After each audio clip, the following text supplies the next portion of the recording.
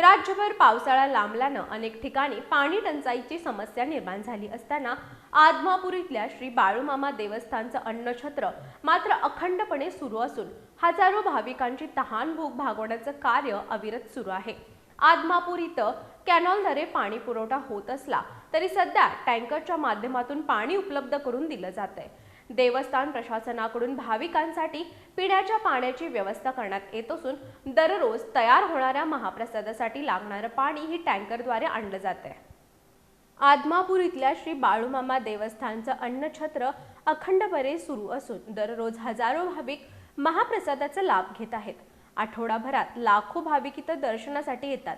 पाणी टंचाई असूनही अन्नछत्राच्या सेवेत कोणताही खंड पडलेला नाही। त्यामुळे राज्यातील अनेक भागांमध्ये पाण्याची समस्या जाणवत असताना आदमापूर इथली व्यवस्था भाविकांसाठी दिलासादायक ठरतीये। यापूर्वी गॅस टंचाईच्या काळातही अन्नछत्राची सेवा सुरू ठेवण्यात आली होती।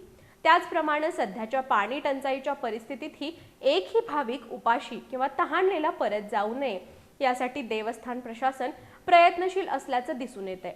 दर्शनासाठी येणाऱ्या भाविकांसाठी तसंच भक्त निवासांमध्ये राहणाऱ्या भक्तांसाठीही पाण्याची योग्य व्यवस्था करण्यात आली आहे। प्रतिकूल परिस्थितीत ही अखंड सुरू असलेल्या या सेवेमुळे श्री बाळूमामा देवस्थानच्या कार्याचं भाविकांकडून कौतुक व्यक्त केलं जातंय।